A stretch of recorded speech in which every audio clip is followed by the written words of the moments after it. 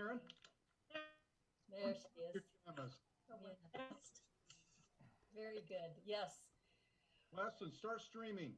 It is going now. Great. Karen says she's in her pajamas. I thought she was joking, but she's not. Very fashionable pajamas. Lovely. Julie, yours. We are all here. Welcome to everyone. We want to begin with approving the minutes of our last meeting when things were so different. Does everyone have those with them? That was March 11th. It was the week before all hell broke loose or caved in or whatever it did. Does anyone want to make a motion that we approve these minutes? I'll move. And can I second? I'll second the motion. Let's vote. All who want to approve these minutes, say aye. Aye. Raise your hand. Anyone opposed? Okay, the minutes have been approved. Thank you very much. And then how about board members' reports since the last time we have met? Anyone have something to report having to do with the library? I think we're all curious. This is Elizabeth. I love your boredom busters. Love what? The boredom busters on Facebook. They're really nice. And I just think they've good ideas. I appreciate that you just have a really creative staff, and I like to watch when you are working through technical difficulties as you're filming. That is also informative. So no, I truly mean that in a positive way. I mean, I think because we're all trying to learn these filming and sharing technologies, and so watching someone work through it teaches you other things. So the boredom busters have been really nice. Good, thank you. You can give Joel a thumbs up over there. Right.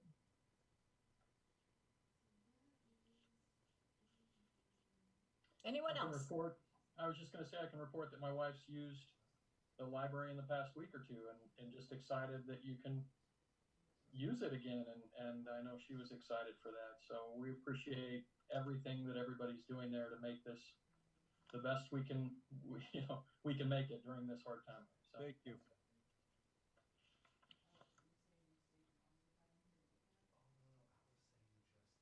Julie? Yes, sir. It looks like it's time for you to go ahead and give us a report. Very good, thank you.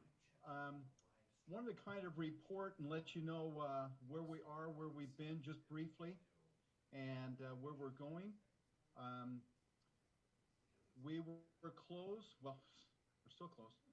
We started our closure on March 16th, it was a Monday, and just 2.5 weeks ago, we opened up with our curbside service. And let me tell you, for somebody who gets excited about checking out books to people, there's a number of faces on the screen. It was so exciting to finally let our collection out just a bit. The week before, I was prepared to furlough over 25% of our staff because we were really running out of work to do. We had a number of projects that we completed, a lot of things that happened. All of the managers, we all made sure everybody had work to do. We feel a great responsibility with our taxpayer dollars, and we felt very strongly if there wasn't work to do, then we needed to make some decisions. And we had made those decisions and come up with our furlough list. And the Friday, I'm pretty sure it was Friday, could have been Thursday before. Are you running into problems like, do you know what day it is today? I'm just not sure what day it is sometimes. But just a few days before Governor Herbert had a press conference where he really started opening things up with his new 2.0 plan. And one of the things that he recognized in his plan was a couple of libraries that were doing curbside service. We had the plan already pretty much in place, but we were waiting for the governor to really state that it's okay now to start going out to some degree. I took very seriously his stay safe, stay home, and I didn't want to run contrary to that. And Mayor Kafusi agreed to that. And so when he announced that he was going to start moving to away from the high risk to the more moderate, it kind of gave us that thumbs up to say, okay, let's do this. And so the staff was completely prepared. I really want to a big thank you to Anne Marie right there. Raise your hand, Anne Marie. And our new circulation supervisor, Ricky Carter. And she came on that this was a real test for her, and she has just done a fantastic job. And everything has just been laid out. So briefly, let me tell you about our curbside service. So back up for a second. We didn't have to furlough everybody.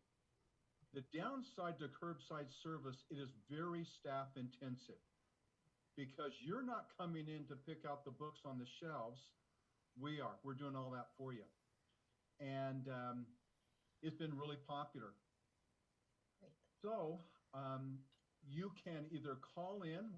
We have our desk covered, both our children's and our adult services desk coverage, so you can call in and say, hey, I'd like to have this book, and we'll put it on hold for you. Or you can go online and put the items on hold, and then the next day, we'll have all of the books that you have on hold bagged up. And when you pull up in the north parking lot, there's a number of cones that have a sign with a telephone number, kind of like Chick-fil-A. You call the number, I'm here, they bring the bag out to you. All of our folks, and particularly in that high traffic area and circulation, are gloved, they're masked. We want to make sure they are safe. And so then one of our staff members will take the books out to the car. Last week, we had 694 point pickups.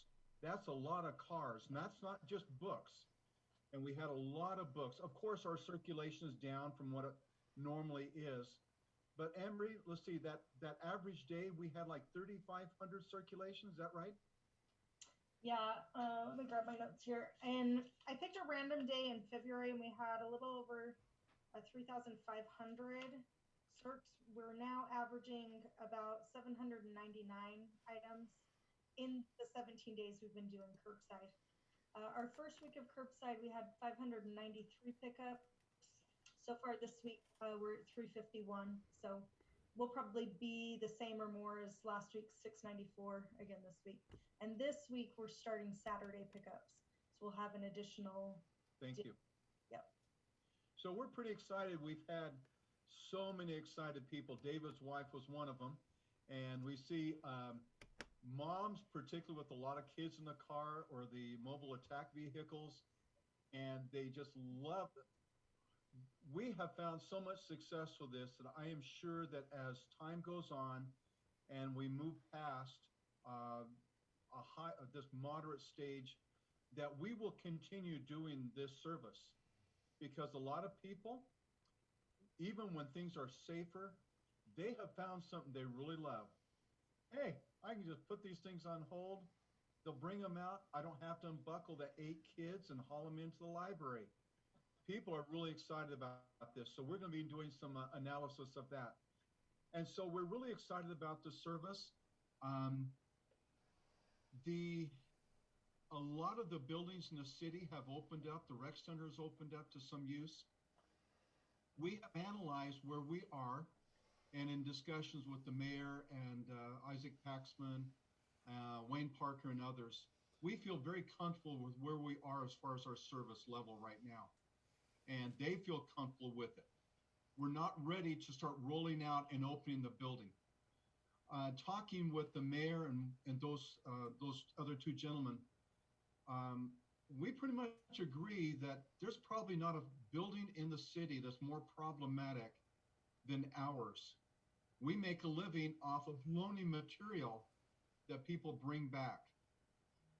So I skip through something on the, when material comes back, we now have our book drops open, and we're getting a lot of the materials back. For about 2 months, we have pretty much said, hang on to your books. We're not ready for them. Most people are unaware that when you design a building, you don't build for the capacity of your shelving as far as all the books have a home on the shelf. You build for a capacity that is about 20 to 25% less than the total number of books. So we don't have shelves for all of our books because most of the time, at least 25% of them are checked out, if not more. And so when the books are coming back in to help protect you and I and the staff, we are literally quarantining the books. And they go in a special area on carts, and they sit for 3 days. We researched for weeks to see what was coming out as things progressed and people found out things. And it seems to be pretty standard right now that the research is showing that anywhere from 24 hours to 48 hours, the virus has died on paper and on plastic that would be covering a book. We decided to take an extra day and add to that to be on the safe side. And so now our books are quarantined for 72 hours. And so when a certain book gets off the quarantine, if somebody has on hold, then it goes to hold for somebody. Or the rest of the books just go back in the collection for availability. It's been working very, very well. And we're very excited. Another thing that I need to report on is the number of people who are finding our online materials, ebooks, audiobooks downloadable. A lot of people have found that. They found databases that they never knew existed before. So there's been some really great things come out of this too. Hi. And so as we look to the future, we believe that we are exactly where we need to be. We have ordered plexiglass. That's coming from Jones Paint and Glass, and we will be installing plexiglass shields at all of our service desks. We're prepared to shuffle some staff around because we will have to have staff readily available all over the library, but particularly in the 3 floors, the children's floor, the 2 adult floors, to be cleaning.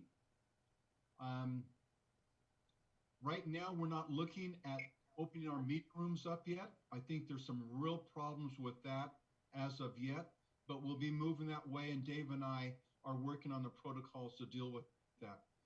We may well be restricting the number of people that can come in based on Governor Herbert's standard of 120 square foot per individual. To give you a feeling of that, if you take our ballroom, which is about 4,500 square feet, to meet that 120 square foot per person to maintain that distance, that safe distance, we can only let 40 people into ballroom. So we've got some things that we'll have to work through as far as that goes, but we're working on those protocols right now. We probably will, when we do open, which we anticipate right now after talk with Mr. Parker last week, sometime, his estimate is probably the 2nd or 3rd week of June. And that will give us time to really get this curbside down pat and get staff prepared for people coming in. We'll count and make sure we have enough square footage for people in all those 3 floors. We will more than likely have computers that will be set aside. Let me rephrase that. Right now, our computer area in the public area are in cubicles, and we will move there. Most of them have 2 chairs per cubicle. We'll move chairs away, so we just have 1 chair per cubicle, and then we will use every other cubicle to maintain that social distance. But even still with that, that will still leave us with, give or take, probably 30 to 35 computers that will be available to the public. Probably the worst thing that we feel bad about, since we've gone ahead and made the collection available, is the fact we have members of our community who do not have access to a computer, and they need to have access. And so we're moving that direction. We don't plan to open children's computers for a while, for you can probably guess a lot of the reasons. And the plan is, as a computer's use, it will probably be based upon a reservation system. And we will probably allow about 15 minutes between, say, David and Karen, so we can go in, clean the computers, make sure they're as clean as we can make them for the next person to come along.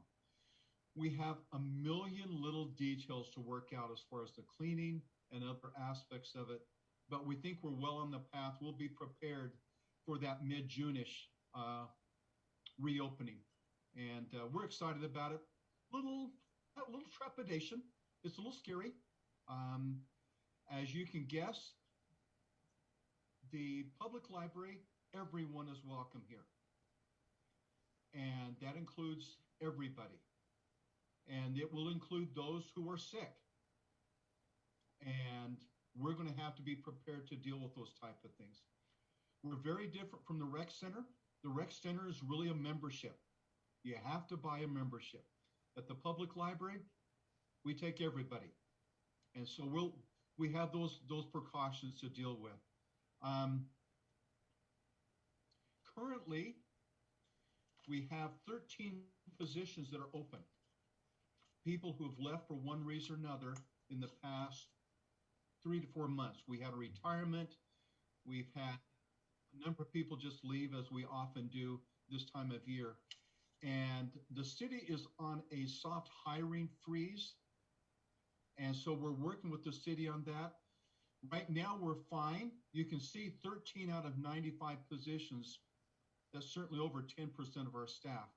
And we are anticipating, as we get closer to that reopening in June-ish, that some of those staff will come back because we'll need to have them on board, particularly if we're still doing curbside service and opening our doors and doing more cleaning. So we're working with the HR and the mayor's office to make sure we have our staff on board as we need to. So I think, generally speaking, that's where we are right now. Trying to make sure. Oh, good news is we don't have anybody sick right now in the library. Our staff is well. We're grateful for that. And I think our staff and management team is doing a good job at making sure everybody's following the precautions, even to threats of, you guys, get away from each other, kind of like you do with your kids sometimes. And so we've done some of that too. But so far, knock on wood, we're doing pretty good. Any questions about how we're handling the situation right now? I have a question. Yeah. Are you not able to check people, like to go into the rec center, they check for your temperature and ask you a couple questions? Can you not do that for people going in the library? We could do that. Or require masks or anything? Right now, the mayor is, her perspective is that wearing a mask of a patron coming into the building is up to them. That's their choice to make. Our staff will be wearing those. But Karen, that's one of the things that we're considering too, is having one of those little ray guns that you can shoot to get a temperature and get a gauge of that. We also recognize that there are those in our community who completely disagree with that issue. And they will not want to have their temperature taken. Don't tell me that I have to wear a mask. And so we've got to do some juggling and figuring out from our legal department what we can and cannot do too. That's one of our operations. It seems to me that it's one thing when you're face to face with people because the other person could be wearing a mask that protects them. If you're going into a library where all of those books are there for other people to borrow, maybe 15 seconds behind them, if they're in there sick and touching things and sneezing, you can't quarantine the books once they're on the shelves and people have come by. Some really tough issues, and we're working with legal department on it too. Okay. I have a quick question, actually. So I know that, sorry, this is Alyssa. Okay. I can't see my face. Hi. So I noticed you mentioned that the staff will be wearing masks. Is that a requirement of the staff or a nice to have? It will be, once we're open to the public, it will be requirement. of everybody that's working our public service desks that have interaction with the public. And in high traffic areas, probably like in our circulation behind the scenes, we also pretty much those that are, Cindy and I, for example, our offices are next to each other. Normally she has hers off and I have mine off, but then when we get together, we mask up. And same thing with meetings. In our boardroom, as example, we'll have 5 or 6 of us, we'll spread out, and then we're off in mask in that meeting. So, but those that are going to work with the public, everybody will be masked. Okay, thank you for answering that. Yeah. We think it's a safe thing to do. Okay. A couple more things as far as, sorry, I don't have any calendar items on the board for you. It's been crazy having to cancel things. We've canceled weddings, we've canceled symposiums, all kinds of things. One thing that we have done, I think 5 times, we're doing some more this summer. We've worked with the local Red Cross, and we've provided a space for them to have blood drives. And those are by appointment only. And poor Red Cross, you couldn't find anywhere to hold these blood drives. The churches, which used to be pretty much available, are off limits. And so we've worked with them as far as security and protection. And we've now done 5 blood drives. We have 2 more in June, 2 more in May, and I think a couple already in June. And I have a soft spot for them. As most of you know, had I not had 29 units of blood almost 18 months ago, I wouldn't be talking to you right now. So we've done the best we can to really help them out. It's made a difference for them. I want to thank, before we get involved with the rest of the meeting, we have 3 board members that this is your last meeting. And we hate to say goodbye, but that's what happens. And so we need to say goodbye to this will be the last meeting for Elizabeth, Carolee, and Jennifer.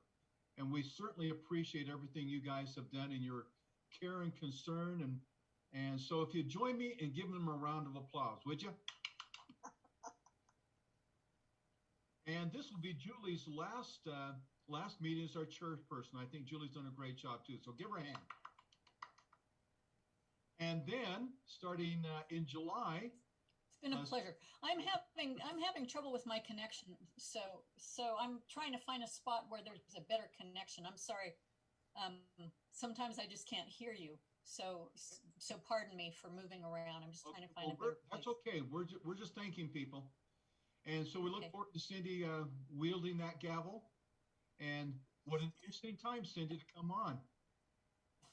Yeah, that was awesome. I got if I'd have been paying a little more attention to what Julie was doing all those times that I was there. But hey, we're gonna move forward. We're gonna do it. Very good. We'll be coming around. We'll get a hold of Carolee and Jen and Elizabeth, and we have some lovely plaques that we want to bring by that you can put on your wall and remember us fondly. We sure appreciate you guys. It's been wonderful to have you on board. We have 3 big items. Oh, Julie, shall I move along? Yes. Give me just 1 second. Move ahead then. Our first item on our agenda is, as we've given you a heads up, is further discussion as you want, but our proposal to our library board with a fine adjustment for children's materials in our fines and charges policy. Attached to your packet was this sheet. Of course you can read that. This sheet that is our normal loan periods, fines, and charges. And if you'll go to overdue fines, the changes are, it says adult and teen materials. Oh, there you go. Thank you, Cindy. Yeah. Can we read that? Yeah. Yeah. Read adult and teen materials at 10 cents a day, and then 3 lines below that, thank you. Then 3 lines below it, it's in red on that. Children's materials are fine free with that one exception, which are discovery kit. As we talked a few months ago, we feel positive and strong about this. Hopefully we've answered your questions. If there are any additional questions, boy, this is your decision to make. But we feel pretty strongly that it's going to make a difference in a number of families throughout Provo and allow us to eliminate that no and get books into more children's hands, which we think is just essential for the future. That would be, we anticipate and would propose that would be effective July 1st. We have, if you've looked ahead in the actual budget itself, I have budgeted a $50,000 reduction in fees. So that's taken our, oh, lovely. Don't we wish we were there right now?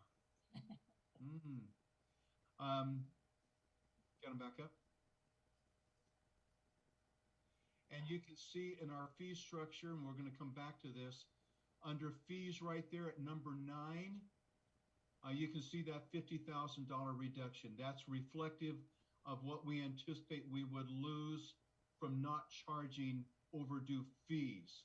That is, that does not include books that are lost. We will still charge for books that are lost or destroyed, but these are just the overdue daily fines on that. Okay, I'm going to bring the faces back. So that's our proposal. Any additional questions about that we can address for you? No, I would just like to say that I did a little informal survey with my on my neighborhood Facebook, and I think I sent it to you, Cindy. I think. Thank you. And it was actually kind of amusing. It was kind of fun to see what people said. The majority said, "Oh, that would be the best thing ever if you got rid of the fines. We'd be so glad." But a few people said, we would never bring them back. The answer to that is really pretty simple. And a lot of people, that's a natural, I think a natural response from that perspective. Well, after a couple of weeks, and we'll work out our time period, and Anne-Marie's worked on this, after a few weeks, the books haven't come back, we'll send a notice that you owe us blank number of dollars because obviously you've lost the books. That will encourage people to go back, and we will freeze their privileges to use the library as far as a collection. Right. So we think there might be a couple at first, but I think they'll catch on that this is, you just don't hold on to the books forever. People are waiting for these things. Right, right. Yeah, it was fun. It was fun to see people's responses. So yeah, I do think reactions. Cindy Gagan? Yeah, I'm just trying to, of course, I had to figure out how to unmute myself. Yeah, I did the same thing. I did a little informal look-see around just with extended family members in the area and also with my neighborhood book group. And I think the consensus in the end was, after I explained what you just talked about, was, yeah, let's do this. This sounds great. This gives everybody a chance to kind of regroup and get their stuff back. And especially for the kiddos whose parents may not be able to help them get their items back on time, it will allow them the opportunity to still check out books and still feel like it's not a punishment to come to the library, but a reward still. And that was kind of their consensus. We think the same thing, and we're pretty excited about the possibility. I think it's sort of interesting that we've really had a trial run these last couple of months because we've been fine-free for everyone since the middle of March. Thanks for bringing it up. You know, no one's been complaining that they aren't getting fines, but as I look at PayPal, people are still paying their fines online. Lots of them probably because they want to be able to use Overdrive. We've been very, like, if people contact us, we've been very willing to work with people and waive fines and things like that. But people are still paying them even though we've been closed. Obviously not to the degree that we usually see in revenue, but they're still paying them every day. So. Well, then I also think it's interesting that we've kind of had a trial run that people don't actually want to keep their stuff forever. They might think they do, but everyone's been asking to please, can I please bring my stuff back? Can I please bring my stuff back? I think people don't actually want to keep things for forever. They just sit on their counter and then they have to worry about it. And I think we all kind of learned that a little bit in this situation. I have a question. Julie, Two that questions. proposal, I'm sorry, Karen? One question I have is that are you concerned at all about the reduced revenue from rental of the ballroom and any other form of revenue that we depend on? Yeah, the topic interesting, isn't it? Yeah. Right now, Does that affect your decision at all? when we get to the budget, I think you'll see, and we can talk a little bit more, or right now, the budget shows reduction in our fees. It shows reduction in our revenue stream from our rentals, and you can see the rentals are at, we've anticipated $45,000. What's most interesting to make sure everybody understands is that this is next year's budget, which is effective July. We're already starting to absorb through some of these staff positions that are not filled and some other things we're doing to cover the loss of that rental fees for April and potentially May, which will not have an effect on July. And so the effect largely too, I think, Karen, will be we're having to watch how much we normally put into our liquid savings accounts and some of those things that we like to have bolstered. Knock on wood, we have a good amount of money that we're moving over, that will move over for our carryover from this fiscal year to next to help absorb that. And I think it will take a couple years for us to get used to this. And then in a few years, we won't even think about that $50,000 that we're losing in revenue. I think another important aspect of this too is that we're going to generate a lot of wonderful goodwill with this move. And I think there's going to be a lot of people that down the road, when we need to raise our mill levy, 5 or 6, 7 years, people will remember this. And I think it will play a positive role in that too. But right now, our ending fund balance is still strong. It's still at about $3.5 million. We're not sure what kind of effect the COVID situation is going to have on property values. That's yet to be seen. But we're not having an immediate hit like the city is having with downturn of sales. We don't get any sales dollars. And so what we've seen at the end of every fiscal year, we've actually received more money from property taxes than we anticipated. Finance and we really are very cautious at the projections of our revenue to make sure we don't over project that we're going to have a lot of revenue too. So I think we're in good shape. Long story short. Okay. And also, maybe you answered that. My second question was, are you going to have just, here it is forever? Or are you going to do kind of like we're doing a 1-year kind of trial or anything? Or it's just. As far as the fine free? Yeah. In our estimation, we do this now, it will be holy heck to try to bring back fees in the future for children's materials. Well, yeah, that's why I was saying, if you think there's a possibility of ever wanting it to come back, maybe we should say we're going to do a 1-year thing, for the next year, there's no fines, kind of to encourage everybody to bring stuff back. I think it'd be really tough, but I'm confident that we can absorb it too. Okay. That we'll be able to absorb that loss and do what we need to. Okay. Very good. So do we need to pass this? Do we need to? We would need, if the board is in agreement, then we would hope that we can pass this today and we can start making the changes on our policies and prepare for July. All right. Shall we ask for a motion to agree upon this this policy? I make a motion. I'll make the motion. Okay. Okay.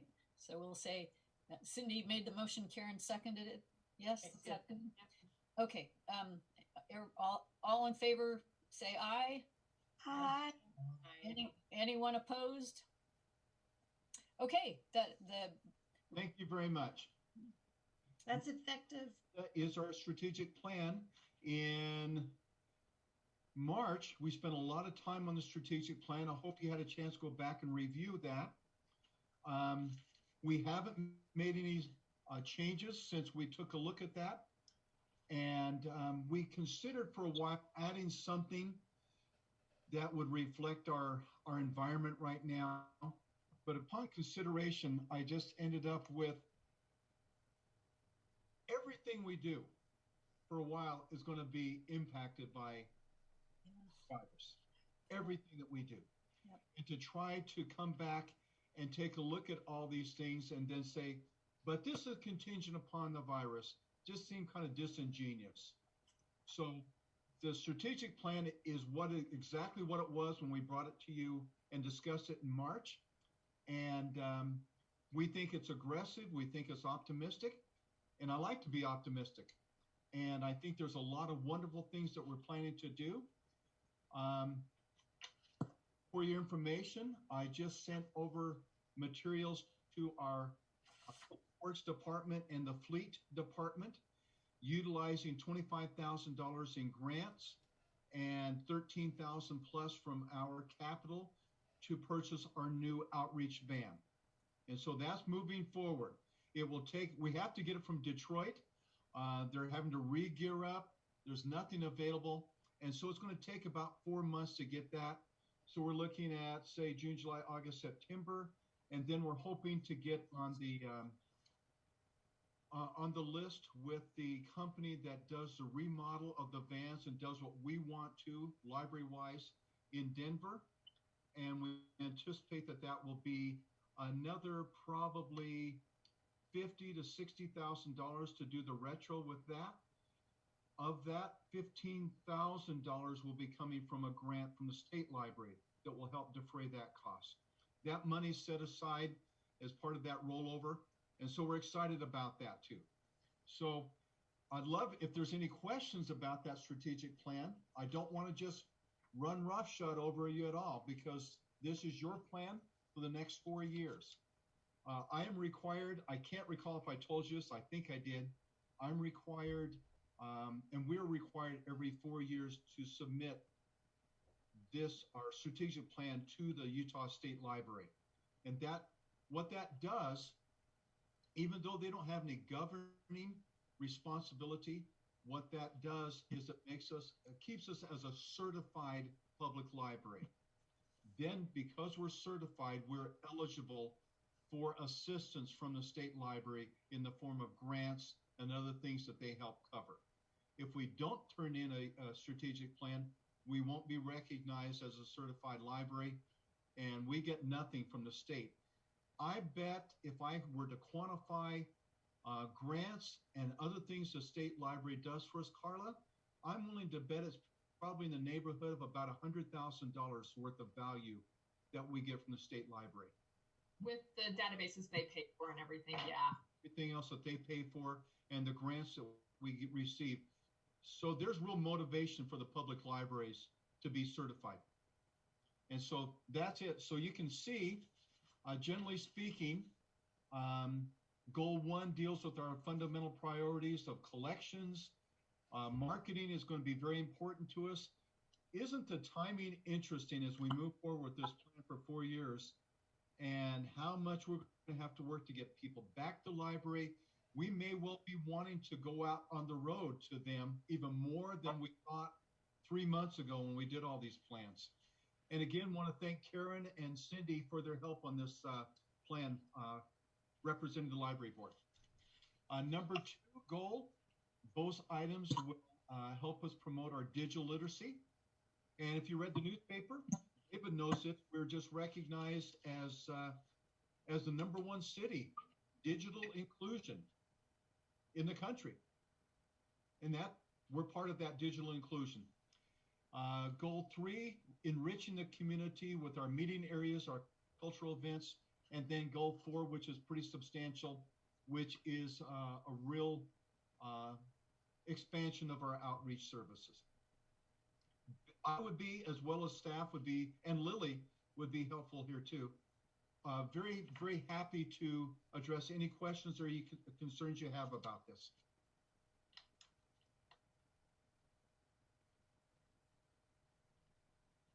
Well, good. Maybe we answered all your questions before. So Julie, if there are no more questions or concerns, we would love to have this approved, and then I can send this to the state library. Very good. Can we have a motion to approve this strategic plan? I'll make the motion. Thank you. Do we have it seconded? I'll second. Thank you. All in favor, say aye. Aye. Aye. Anyone opposed? The strategic plan has been approved. Thank you. And our last item is our budget. We've alluded to it. Let me go through things a little bit closer. I won't go through every line item. And I think the cover sheet, I hope that covered that. And I'll go back over this cover sheet. This year's budget is almost identical to last year's. Because we're recognizing some loss of revenue. Actually, we're the ones that kind of cut it. It's pretty static right now. But again, talking with John Borgett, our finance man, we're being very, very cautious. Normally, we would receive probably another $60,000 to $100,000 in revenue above our cuts in anticipation of property values. We're being conservative, waiting to see what could happen. But you can see under A on that cover sheet, it represents that $50,000 that you've approved for the fine free for children's. B, recognizing fewer rentals as we move back into renting that for fall and the holidays. A small amount, but we also will probably have fewer sales. Right now, Carla and I talked today. We don't see 300 people being in our ballroom in the next couple months for a book sale. We don't think that's going to happen. And our book sales usually bring in $6,000 to $7,000 a piece. So that's a small amount. However, on the good side, the finance department is projecting that our interest, oh, gee, where do we get the interest from? We get interest from that ending fund balance, which is at about $3.5 million, 3.3. And so we get interest. Those rates have gone up slightly, so to a tune of $45,000. Let me remind you as well, as we're talking about revenue, that not only do we have that almost $3.5 million in ending fund balance, excuse me, we still have $2 million plus in our legacy account, legacy endowment savings account, which still gives us about $5.5 million in our savings account too. Expenditures are virtually the same as last year with just a little bit of difference. I've had to cut the budgeting for our programming, and I think that will work out just fine because a lot of our programming is just kind of on a hold situation right now. And for the foreseeable future, a lot of our programming comes from children's, and children's is on a real hiatus, totally shut down as far as story times. Can you imagine having 120, 150 people in our storytelling circle right now? But I'm appreciative of Joella and others who have helped her. We're doing some fun things with a new stories in the studio and new things that are virtual. And so we're going to continue with pursuing some of those. B, under expenditures, our capital and contingency line items have also been lessened. We're looking to balance, and that's always what we do at the end of the beginning of each budget cycle. We are going to be transferring almost $283,000 from that ending fund balance to help us balance our budget. Last year, it was $1 more. So it was virtually exactly the same amount. It's funny the way that worked out this year. And again, as I've mentioned before, not to belabor it, but we can move that money from our ending fund balance. We'll also probably see a little bit of increase over that cautionary approach to our projections. And eventually, I'll say it again. I've been saying it for about 10 years now.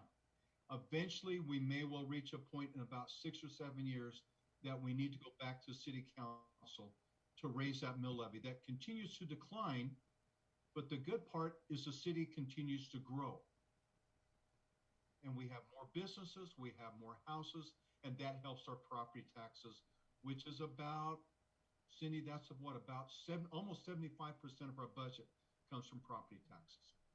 So that's the budget. I am very open to discuss anything that you guys would like, any questions that you have. The staffing is virtually identical. We're not adding a whole bunch of new positions or any new positions at this point. We haven't really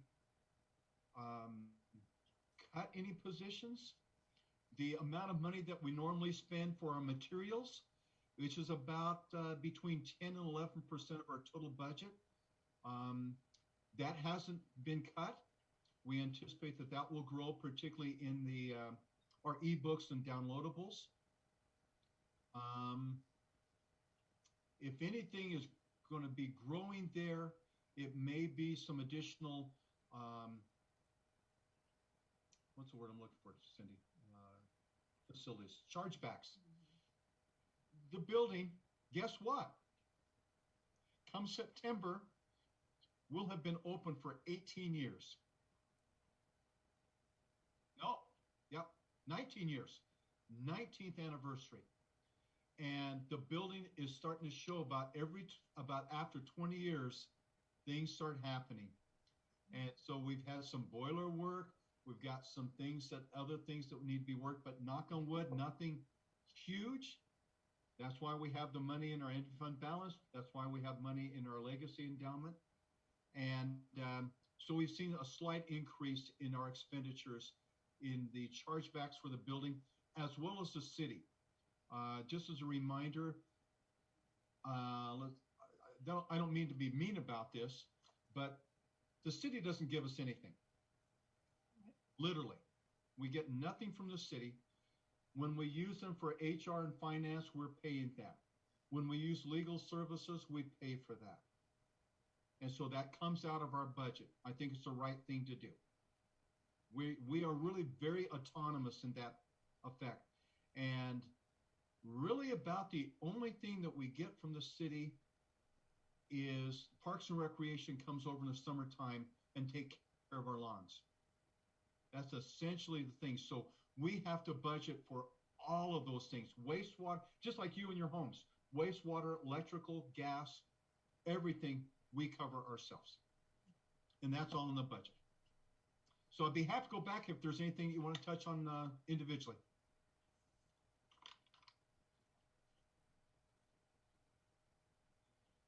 That means we've given you a good heads up then. Looks like just one quick question on the 13 open position as far as the staffing. Yes. The budget for next year assumes that you fill all 13 of those at some point here in the next. Correct. Is that correct? We have budgeted for all of those. And as we move back into this new world, one of the things we're looking at is we may need to be shifting some of those position dollars to more of custodial into some other areas too. So I like the idea of being really flexible right now because we're going to this wild world that we don't know what's going to head off to. And of all those positions, the 13 positions, 12 of them are part-time, which gives us incredible flexibility. Currently, we just put in, the city has an approval process with this soft hiring freeze. And I just put through language requesting the full-time position that we lost in circulation, which is just going to get busier. Cindy Hansen retired after over 30 years in our circulation department. And so I put through for a request that be approved to bring that back. Other than that, I like the flexibility and the fluidness of that.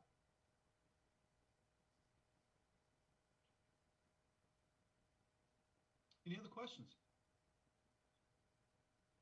Cool.